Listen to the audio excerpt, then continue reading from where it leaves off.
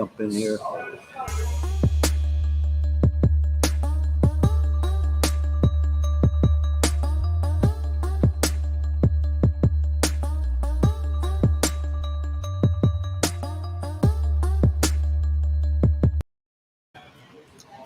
Welcome to Herf Zone Live, the show where we have the most eclectic lineup of guests, of which some smoke cigars and some who don't. Either way, we bring you the best content weekly. Herf Zone Live is sponsored by StogieLives.com, a social media site just for cigar smokers. Sign up for free and connect with cigar lovers from all over the world. Set up with similar features to Facebook and other social media sites. You can grow your network, start groups, host events, and see why everyone is talking about StogieLives.com. Make sure to connect with Team Shirtless Mike and Herf Zone Live and tell me you came because of the show. Team Shirtless Mike and Herf Zone Live are also getting behind this very special project with Ace Prime Cigars and Stogie Press. They're working to raise money for a daycare center in Jalapa, Nicaragua, to help out workers in the cigar industry, among helping in other ways. As you know, Nicaragua has a lot of poverty, and in Jalapa there is massive amounts of need. This is where a lot of cigars are produced. So I'm getting behind that, along with others in the cigar industry, to make a difference. The link to the Stogie Press article is in the show description right below there. You can learn more about the project and make a donation by clicking the link in the description. Together we can achieve more. Tell a friend and tell a friend. Okay, so since I'm doing a live in-person event with my buddy Louis over here, there is no New England Cigar Militia green room, so I'm just going to give New England Cigar Militia a shout out. So make sure you check out newenglandcigarmilitia.com and check out the swag, and also search for the official Facebook group under NECM, and also you can find them on StogieLives.com. Let's see if there's anybody out there commenting yet. Let's see here. Yeah, there'll be some comments up. Sometimes they comment early, sometimes it's a little bit, but we got Louis. He is the owner of Smoke Ring 72. How you doing tonight, brother? I'm doing fine, Mike. How are you? I'm doing wonderful, man. I appreciate you for suggesting for me to come here live so that we can do the first in-person show. And so what are you smoking tonight? This is a culture cigar. It's a small family out of Dominican, and we're blessed to have them. It's the Blend 3 version of their release. And it's a very fine cigar. It's got a lot of unique nuances to it, and I'm enjoying it. That's what I can tell you right now. Nice. Well, our budget tonight's a little low, so I brought some stuff from home, but I bought your bartender her first cigar. She didn't want to be on the show or on camera, but I will give Haley a shout out though, because she lit it up and she's kind of working on it. She's not a pro, but she's enjoying it so far. So I got some for her, and buying a couple drinks, and then we're going to be talking about the grand opening that's going on this Friday and Saturday. We're going to get more into that, but that's where I'm really going to be balling out, because there's going to be some awesome deals going on and all that. So we're going to get into the interview here. As I see comments, I'll put them up on the screen. See, we got some people watching already. So first of all here, so tell me about how you got into smoking cigars and why it is your passion. You want the long version or the short version? I'll give you the short version, because you said we only have 5 hours tonight. Yeah, we got 5 hours. Well, honestly, back in 1999 or so, my father, who used to be a limo driver out in Vegas, told me that he was getting too old for that, and I needed to find him something to do. And I'm like, okay, great. He was in his early 60s. And I didn't really know what to do for him, but he was my dad. So I knew a guy who owned a really nice cigar shop here in Merritt Island in a mall. And in my other business, I provide amusement machines for various locations. And I'm sure the listeners have seen the Golden Tee Golf and items like that you see in bars and such. So my friend who owned the cigar shop had me put a golf game in his place. And I was always impressed with the way he ran his business. It was clean. He had a members lounge, which we have here. And he just ran a good show. And I heard that he was selling it.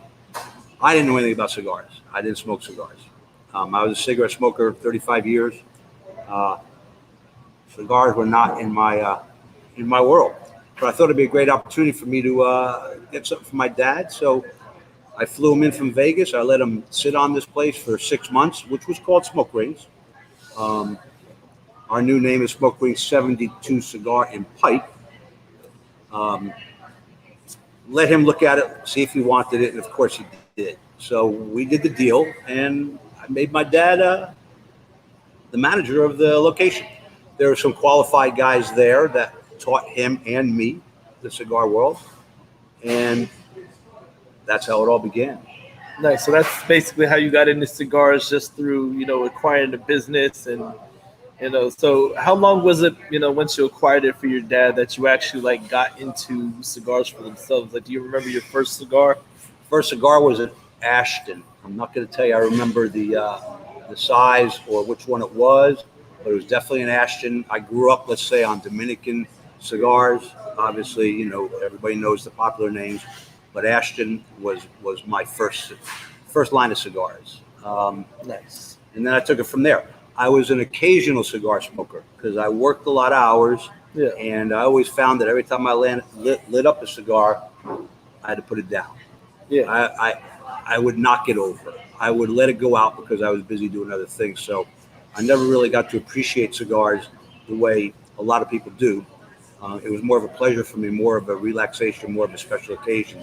Even though I was in the store every day and I was learning the business, I was learning the blends, I was learning the regions, it was never something that I embraced as a culture, as a way of life in our world now. But I knew the product and I knew how to build a business. Nice. And so now that you've gotten into it, you kind of know it as a culture now, just over time, you're still, this is the most I've ever seen you smoke, like during this whole process. Oh my God. But so what kind of cigars are you into? I know you were on a quest to smoke everything in your humidor. After a couple of years when my dad left, I had to take over the cigar store, so I started to smoke more and more. And again, understanding what I liked and I didn't like.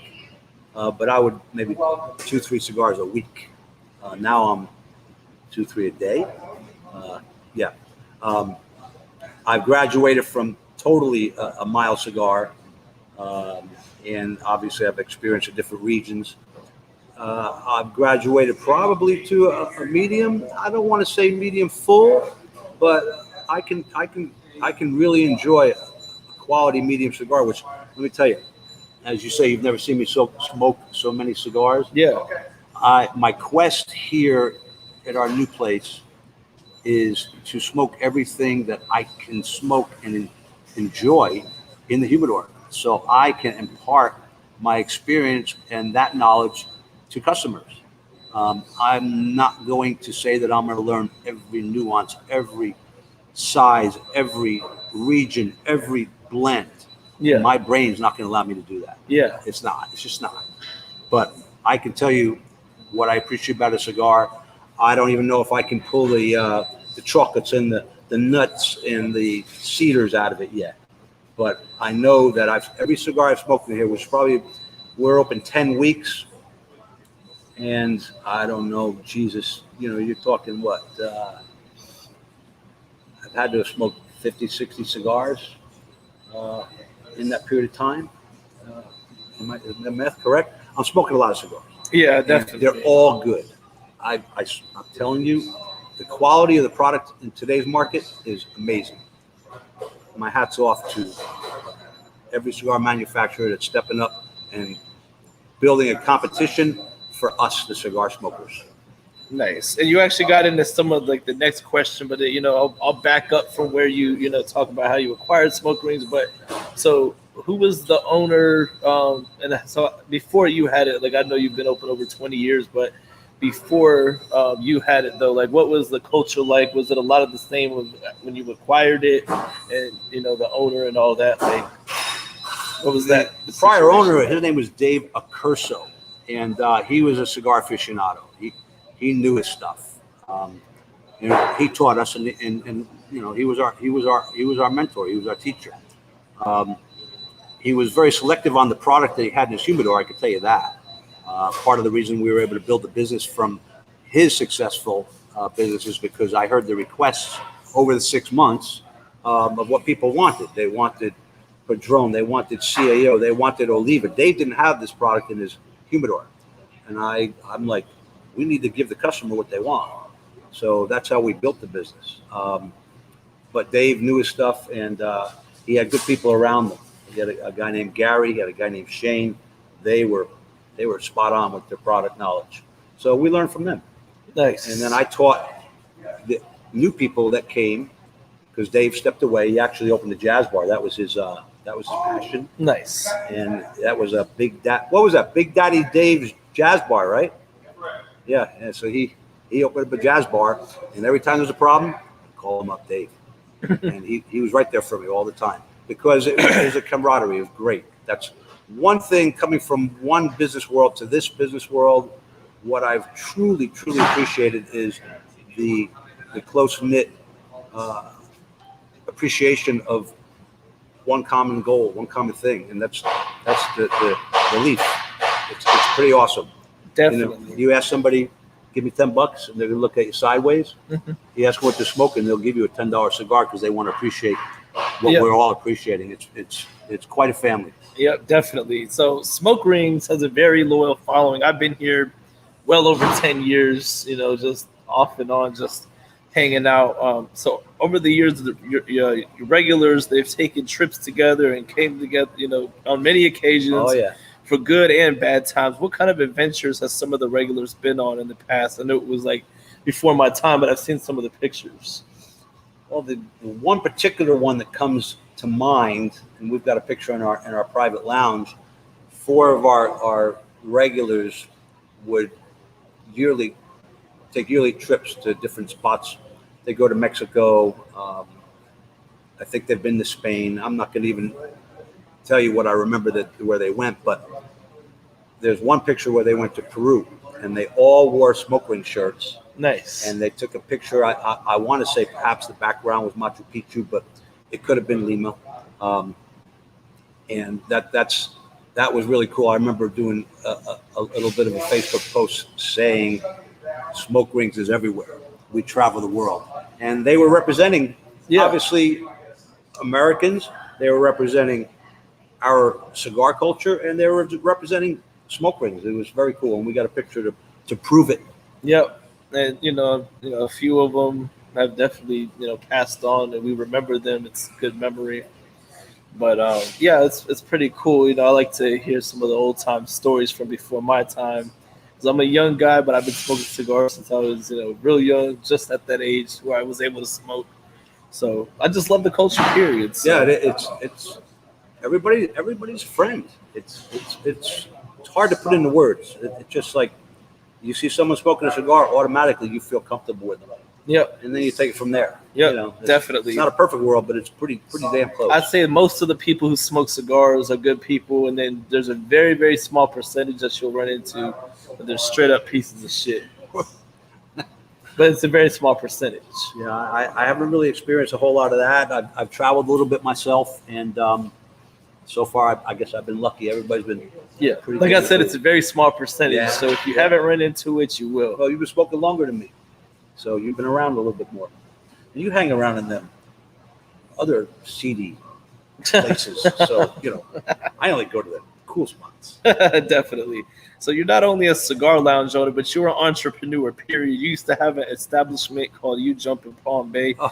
How did you make that leap into children's entertainment? You're just a general, entrepreneur. It's like you own a cigar shop, and you just make that leap. Boy, that's a kind of a soft spot in my heart. My other business, as I said, is the music machines, and I've been doing that 30 years. That's what's paved the way. That's what put my daughter through college. It's what I did. We do the games like Chuck E. Cheese type games where the kids get the prizes and so on and so forth. Honestly, I felt uncomfortable where the cigar industry was going 4 years ago with the regulations, certain politicians, kicking us in the ass. And I was worried for the future, so I thought I should branch out and do something that is a little bit more mainstream, something that I knew. Yeah. So just touch on it a little bit. I built in another part of our county a very large indoor children's playground. It was what I thought the essence of children's indoor entertainment. We brought in devices from Japan that have never been seen, definitely around here, and there was only 4 of those units per se in the whole country. And I really thought I was going to revolutionize the children's indoor entertainment. So we ran with it. Yeah. And I'm a very visual person, and I wanted to build something that when a mom or a child would come into, their jaws would just drop. And I know that the customer service is going to carry you forward, but it's like when you see something that's physically desirable to you or appealing to you, you already have a good feel about it, and then you just take it from there. And that's what I built at UJump, and that's what I built here. Yeah. Unfortunately, COVID reached out and took UJump. Yeah. And we had to close it last March. And the soft spot is I really still believe that if I had the opportunity, it would have flourished. Yeah. But it didn't. Meantime, COVID put a hurt on smoke rings. Yeah. 20 years in the mall, 49 years overall in the mall. And again, I took that business and it was successful, and I made it extra successful. And then it started to slide. Yeah. And believe it or not, COVID was the final straw. We closed for a month, lost customers. COVID took 2 of our customers. There was no path forward in the mall. Yeah. So I decided I have a base of customers. I needed new customers. The mall was not where it's going to happen. And I took all of my energies. I traveled to numerous cigar shops, looked at a lot of Facebook pictures, trying to come up with what I felt was going to be the new standard in cigar entertainment. And I took that little phrase from UJump, which I I like called the new standard in children's indoor entertainment. Yeah. And then I brought that forward to where we are sitting right now. And, I want to tell you that Executive Cigar in Melbourne, Cigar Life in Lakeland, Maduro's on the West Coast, Fedora's on the West Coast, Havana Tranquility on the West Coast of Florida, they all have a piece of what this shop now looks like. Thank you to everybody who gave me the opportunity to ask you questions and pick your brains. And there's something here from your shops that made Smoke Ring 72 what we are now. So that's how this came about, and that's the circle over the last few years. Nice. And you kind of started to touch on what I was going to talk about, one of the things I was going to talk about next. So, this location here that we're sitting, it's definitely been a long time coming. You touched on how COVID just made it difficult for you to be in the mall. Couldn't stay. It's terrible. So I know it was, I know that the process was emotional and physically tiring. So take us through the process of opening a cigar lounge of this caliber. Well, my first desire was to have a shop. In the mall, I was about 1,400 square feet. And visiting the different shops around the state, I couldn't go south. So I never made it down south. So everything was focused west. Yeah. And then COVID did shutdowns, and I couldn't travel anymore. But I was able to get in about 10, 15 shops. And it seemed that the average size was around 2,000, 2,500 square feet. So I had a spot picked out, 5 months of negotiation here in Merritt Island. In a plaza close by here.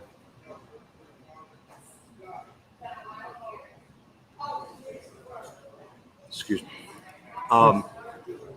2,500 square feet. So I was going to have a large humidor. I was going to have a small bar, retail, of course, and expand my vision on what I needed to do to be successful. After 5 months, I'm not going to dig into it, but after 5 months of negotiations, getting ready to sign the lease, the landlord says, we're going to let Home Depot, which was in the plaza, know that you're coming. That immediately threw up a red flag. And I'm like, why would you ask them if it's okay? And they're like, we're not asking. We're just telling them you're coming, let them know, and we're going to have it in our file. Well, Home Depot said, no, they didn't want us. They didn't want us. And when we were in the mall, part of our success was we sold CBD. We have a more of a diverse crowd in the mall. We serviced the cruise ship people, which has been shut down for over a year. That hurt our business badly. But when they told me I couldn't do something, being an entrepreneur and knowing that once somebody puts a thumb on you, they're not going to let it up, I told them that basically that's not going to happen. So I wouldn't sign the lease if they kept on making demands on me. So now I was 5 months without a store and stuck in the mall, losing money monthly. So I started to look. Went to the Publix Plaza. They told me no, they don't want us. I went to another plaza close by where they had a Hooters in the plaza, and they said no, they don't want us either. That it wasn't in their business plan. So I was kind of stuck.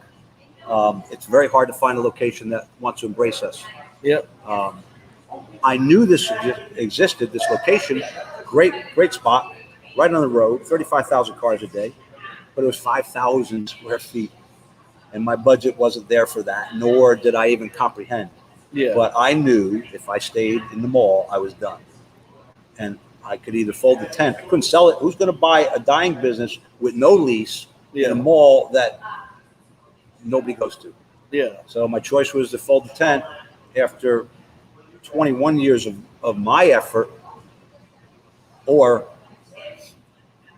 build it and they would come. Yeah.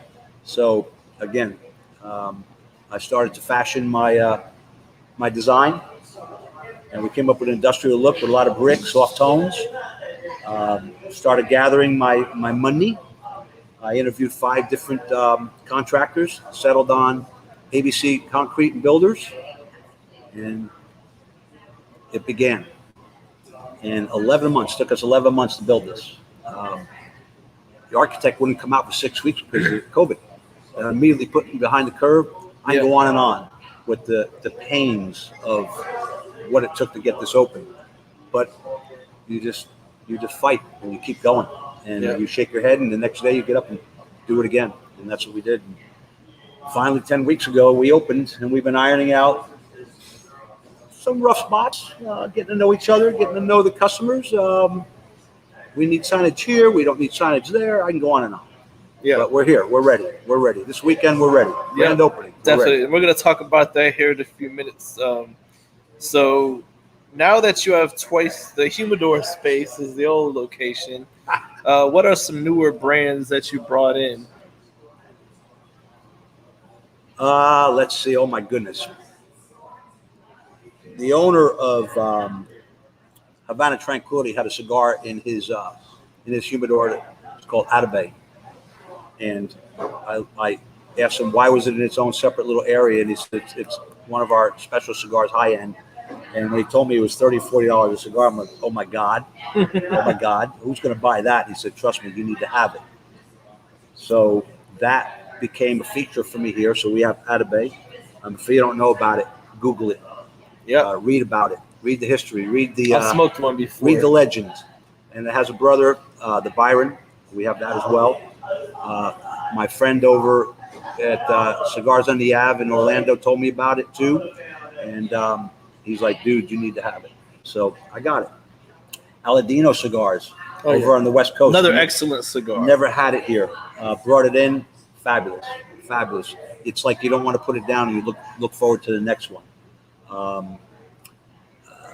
My goodness gracious, I, there's a number of products we brought in. You already had a lot of stuff to begin with, a lot to begin with. So the fact that you brought in so much more and just some awesome stuff. Buenaventura, another one. Nice. Excellent cigar.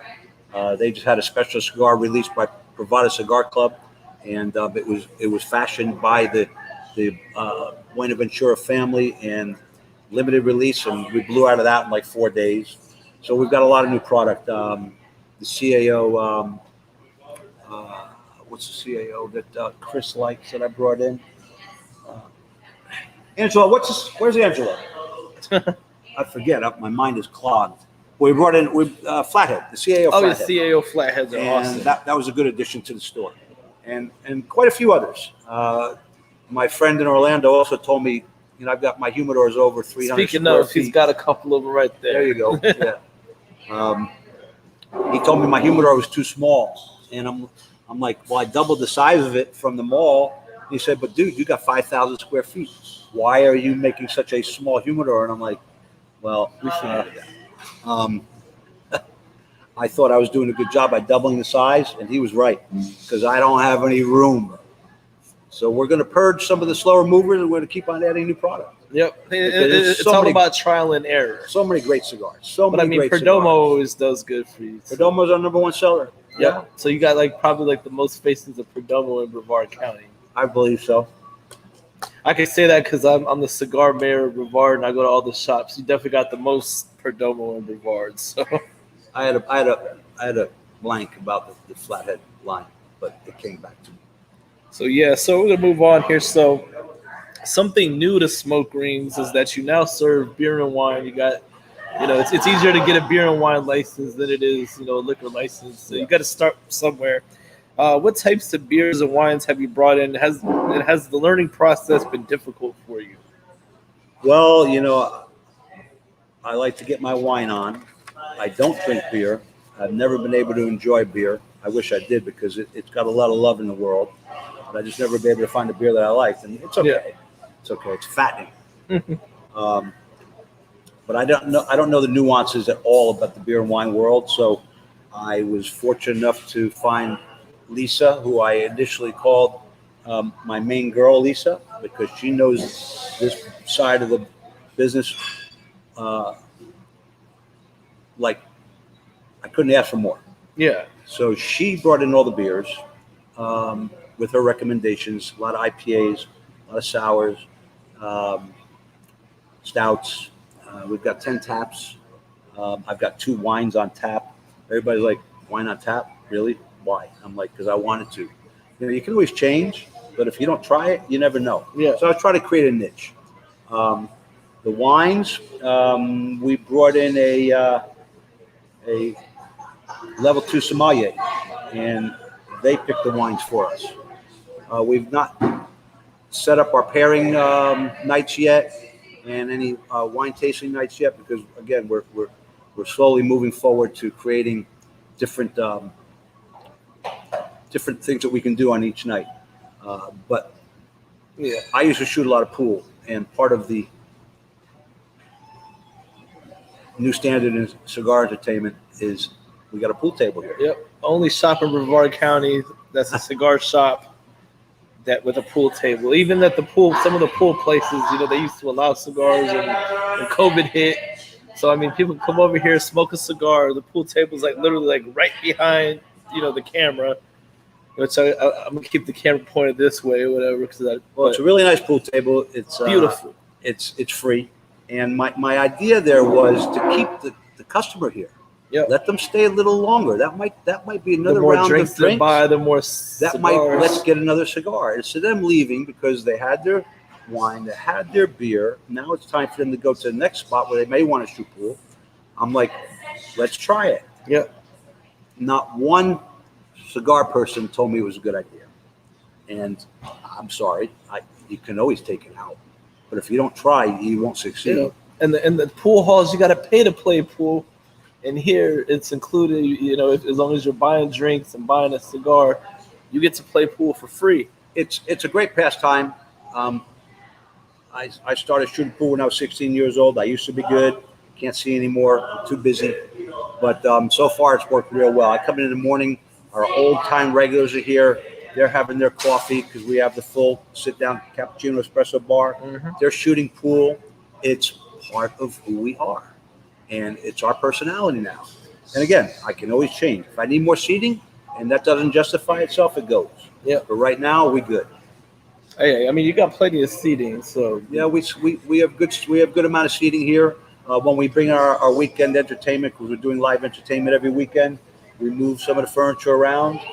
We pack it out, and that's probably going to be part of our personality too. Yeah. Is entertainment once a week. yeah, let's talk about that here, so because that was on the thing to talk about. So, for the future of entertainment here at Smoke Rings, what kind of entertainment do you have in mind for the future? Me and you have talked about, doing like a First Fridays. We haven't met about that, so we ain't gonna talk too much until we can hash it out. But you've already done some other things, so talk about that.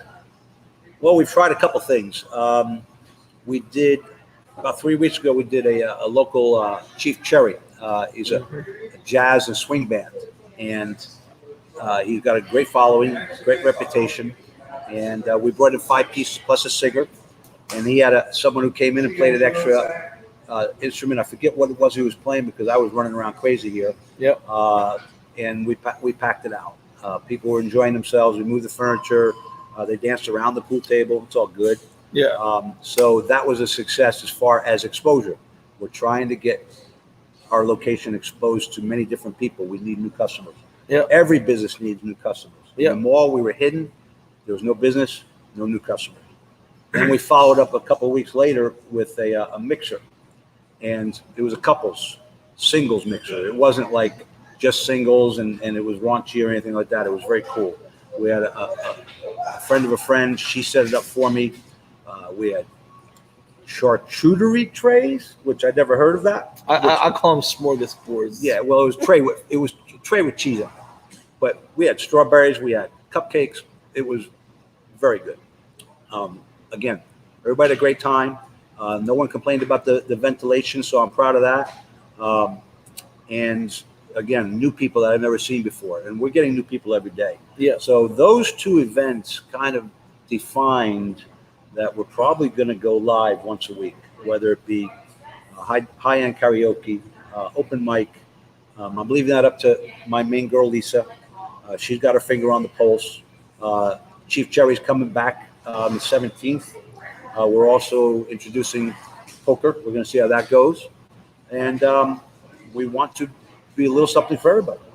Yeah, definitely. But entertainment is in the cards. Every Saturday night probably we'll have something live. Nice. Now, we're going to get into this now that, because I kind of mixed the questions up in order, but the flow is going well. So let's talk about the grand opening. It's definitely been a long time coming. The grand opening is this Friday and Saturday. What can we expect this weekend for the grand opening? Take us through how everything's going to go. Well, I would say it's going to be crazy. We had to postpone the grand opening 3 different times because I have a food truck coming, and that's going to bring more people, and it's going to have a food option. In our plaza here, we only have Domino's, and we have a great Thai restaurant, but I can't serve food here, obviously. Yeah. But we can buy it and bring it in. You can bring your own food in. In the mall, we kept the food court pretty busy from our regulars. But this Friday, for example, we've got a food truck coming in at noon, and they'll be here until 4 or 5, depending how busy they are. Z from Cordoba Morales is rolling. Yes. And that's Friday, right? That's Friday. Okay, I got to make sure I make it Friday he'll because be here he's 2 a to personal 9. friend of mine. And I met him personally for the first time about a month ago.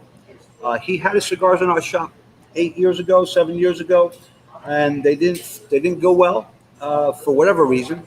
Yeah. And they left the humidor. Yeah.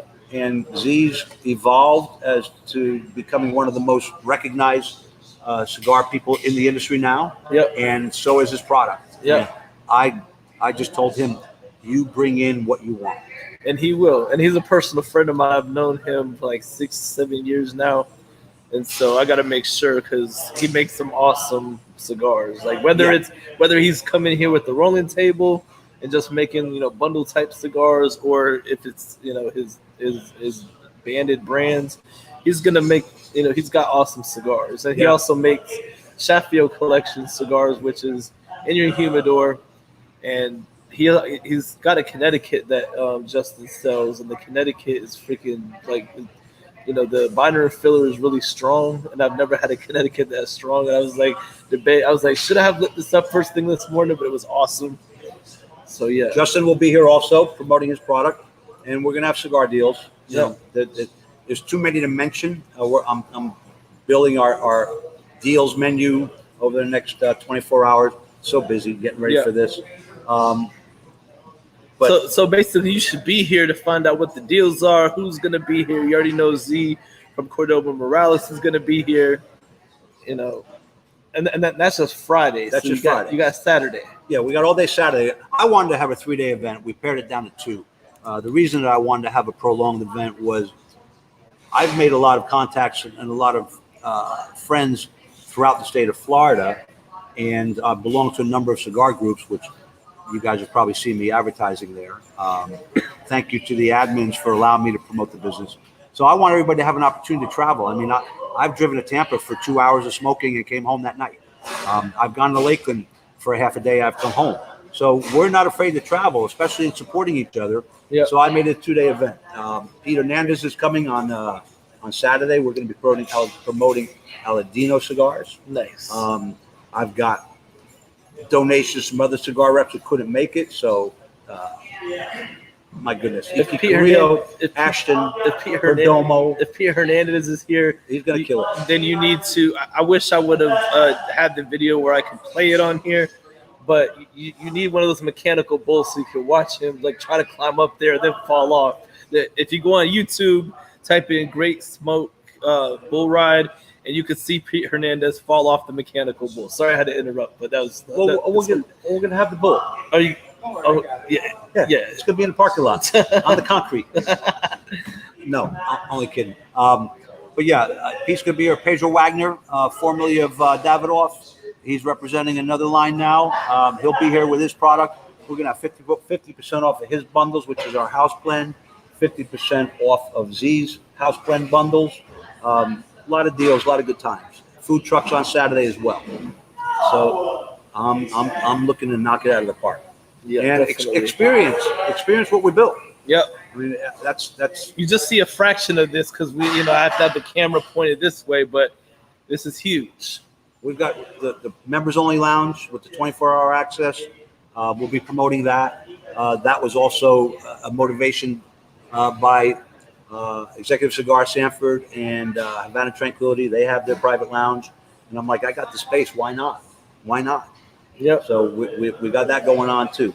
And I'm not here to just promote Smoke Green 72, but not one person has come in here from customer to cigar rep to random that hasn't said wow. So I'm hoping everybody else comes and says wow. Yep. And then we take it from there. Customer service will carry us. Yep. And let's talk about that because that's one thing that I had too. So one thing that sets smoke rooms apart from other shops is the excellence in customer service. What is your personal customer service philosophy? That's very simple. I'm a consumer. I want to treat you the way I expect to be treated. This is not rocket science. Everybody probably has the same belief as a retailer, but to execute it, that's a different story. Yeah. I've got customers here for 20 years. Leon. Yeah, Leon's over there. He's watching us live. They're family. So it's thank you for giving me your dollars, but just come on in and appreciate what we offer, and I'm going to appreciate you. It's very simple. Yeah. Dave at Smoke Rings, he was a little bit gruff. He was a growler. Yeah. I don't growl. Yeah. I love and I give respect. You don't growl, you meow. Well, I'm not a pussycat, okay? But I want the customer to know that when they leave, they were appreciated. Yeah. They are appreciated because they can go other places. We have competition. Yeah. And I've been to a number of cigar shops. for the most part, I don't see any reason that I'm any better than them, but I know that I want to carry it forward with every customer that hits the door. It's a little crazy over at the mall because we had all kind of people coming into the store, but you got to judge everybody with respect and then let them determine whether or not they maintain that. And sometimes you have to put your foot down, but overall, customer service, treat them the way you want to be treated. It's very simple. Exactly. And so you have a private lounge here at Smoke Wings. How does one become a member? How can they reach out to start partaking in the private lounge experience? Well, once again, it's set off at the front of the store. We've got a buy-in. We'll be discounting that buy-in for the first 60 days from basically when Friday and Saturday hit. And then there's a monthly membership, and you get 24-hour access. You get a refrigerator in there for your personal beverages. You've got a coffee machine in there. You bring in your cake cups. You can stay in there by yourself, or you can come out into the main store. You have a long night. You're getting off of work. You're on second shift. You know that you got a place to come and open up your laptop, smoke a cigar, and be in your world. You get a complimentary locker. You get a hand-picked cigar by me every month in your locker. I can go on, but again, I took a little from everybody and tried to make it a very valuable commodity. It's not for everybody. A lot of our members who we signed up come out here to the main area because it's more open. It's more everybody gathering together around one of the TVs. But at any moment, you walk in there and there's just someone in there by themselves. They're on their phone. They're relaxing. We got 3 TVs in there. It's, again, my vision of what I think someone will appreciate. And so far, it's been low key. We're actually installing the 24-hour system right now. He left just a little while ago because the COVID delayed all the hardware and everything from wherever it came from. But it's just another aspect of the store. You've got someplace to go. There's something here for everybody. Definitely. So these next set of questions, I've already warned you in advance. They're just fun questions. We went over all the important stuff, all the old history and everything. So these are just, I think it's somewhere around like 10 or so that are, just for entertainment. So I'll just start asking and get creative, whatever. I got to turn my hat around for this one. I know you're going to start hitting me. Yeah. So the first thing here. So if you could have dinner with anyone from history, who would it be? Oh my God. I might stump you a little bit.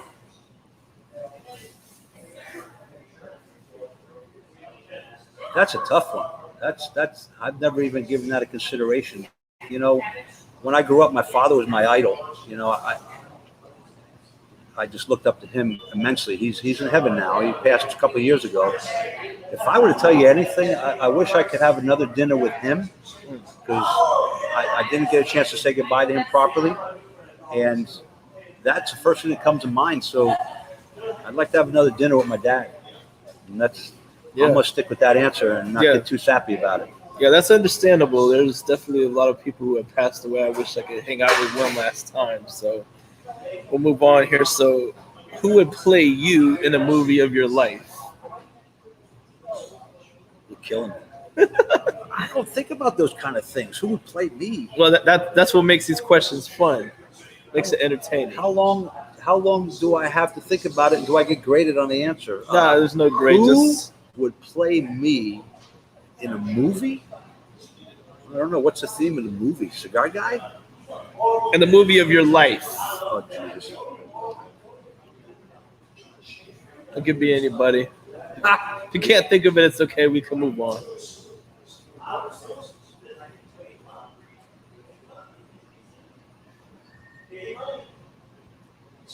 You got me. I wasn't trying to get you. It's okay. I don't even think in that realm. Yeah.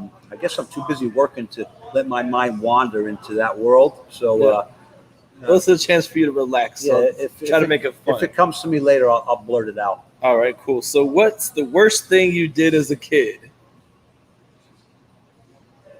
I was the perfect child. I never did anything wrong. The worst thing I did as a kid. Model. Let's see. Summer vacation as a kid. I'm talking about 8 years old, 9 years old. We would go to the schoolyard. It was closed for the summer in New Jersey. And we noticed that one of the windows in the school, which was about 4 or 5 stories high, was open. You know, they had the jealousy kind of windows where they would wind out. Because I'm kind of old. So we decided to scale the side of the window frames, and we did, and we got into the classroom. And I mean, this first thing that came to mind. So if this is the worst thing, God bless. You know, I can tell you about the times we would take the tubes over to New York City at 16 years old, where our fake IDs would go into the strip bars. But let's keep it PG here. So anyway, we got into the classroom and we did mischief. You know, we ran through the teachers' desks. We found loose change, and I don't think we ever did any damage. At least I didn't. And then we left, and somebody spotted us. And don't ask me how, but they fingered us, and the police came to my house. And my father knew a lot of the police. We were young. They were making a lesson. Can you imagine if that happened now? Mm-hmm. And You'd be in juvenile hall. I think I was set up because they took us to the police station, and they scared the hell out of me. And you know, they made us. We learned a lesson. How about that? And my father allowed me to live the experience. I didn't get punished, but he told me what would happen if I was ever bad. So that's a lesson and a memory that stays with me. Another time, I mean, now you got me going. Another time I had my father's like 56 Chevy. I was driving when I was 15 in New Jersey, and I lost $4 shooting pool, and I was so mad I ran a stop sign, and I hit a Volkswagen, and that was trouble. And I was a kid, 16, so 15, yeah, that was trouble. And I let's just say I got my wrist slapped for that too, but being underage, it went away. So how's that? Is that good enough? Oh yeah, that's plenty. So if you could shop for free at one store, which would you choose? Which one would you choose? I don't get multiple choice. I mean, you can if you want to. There's no limits. It's just fun questions.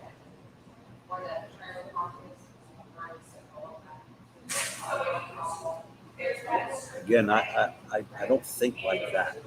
But if I were to have an opportunity, I think I'd probably go to Vegas and have a shopping spree in one of the, like we'll call the Bellagio, for example. I used to always stay at the Bellagio when we would go to the conventions. And they have all the shops. Just let me loose in there. Let me loose in there for a day. And Nice. I'll just say the shops in Vegas at one of the higher dollar, nicer hotels. Nice. Good enough? Yeah. All right. So shark diving, bungee jumping, or skydiving? Which one would you choose? Bungee jumping. Yeah. I want to do either of them, but I just figured it'd be fun. If I had to choose, Jaws definitely has stayed with me, believe it or not. When I'm in the ocean, which I haven't been in a long time. I don't even go that deep. I just put my feet in. That's about it. I'm always like dun dun dun dun dun. And bungee jumping seems like it'd be kind of fun. I would take a shot. What was the other one? Skydiving. Yeah, no. My daughter's done it. My ex-wife has done it. You know what they say about jumping out of a perfectly good plane. I'm not down with that. Yeah. All right. Which would be harder for you to give up, coffee or alcohol? Oh, harder coffee. I love coffee. I'm 5 cups every morning. It's just a habit, but I enjoy it. It's one of the few pleasures that I have. Alcohol, I haven't had a drink in 2 weeks. Like I said, I like to get my wine on, but I'm a lightweight. So after 2 glasses, I'll tell you the truth. That's my truth serum. So I got to stay in the moment, especially because when I'm here, I'm working. Yeah. And because I don't have a social life right now, it's not like I'm going out. But when I do, I do. Yep, I feel you. And that's actually the next thing. Friday night, would you rather stay in or go out? If I'm alone, stay in. If I have a partner or a friend, I don't mind going out. Friday is usually a wind down night for me, other than now I'm here. But if I'm going out for pleasure, if I have a sidekick with me, a female, I'd like to go out for dinner and drinks. I have a couple close friends. We've gone out a few times just to get out, and I'm not gonna say tear it up, but It's okay. It's okay. You can say tear it up. It's Herf Zone Live. I don't tear nothing up. I'm half-ass boring, but I like to drink and I like to relax a little bit. That's what it's all about. And so the last question here. No, this is too much fun. And then we're almost done. So, what is one childhood superstition or fear you've never told anyone?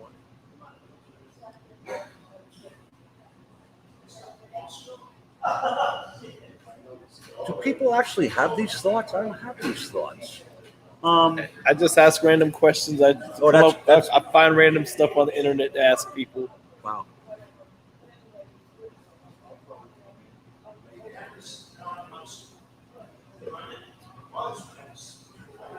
I would say Kevin Thompson says, haha, those school stories are dead with video cameras everywhere. It ain't the good old days anymore. You ain't kidding. Yeah. Don't get me started. You don't have any superstitions or fears when you were a child? Can't say. Nah, I'm pretty easy, man. I've always been a go ahead and try things, do things. Yeah. Entrepreneurial spirit from Christmas caroling at 7 years old to shoveling snow. Nothing stopped me. So I never really feared anything.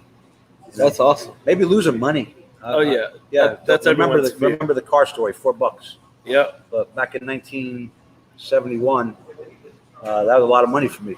$4. So I've lost a few hundred gambling before. I graduated from that. Trust me. But no real fears. Just push forward. That's awesome. Get your fingers burned. Learn from it, but yeah, not a whole lot I wouldn't try if I felt it was viable. Definitely.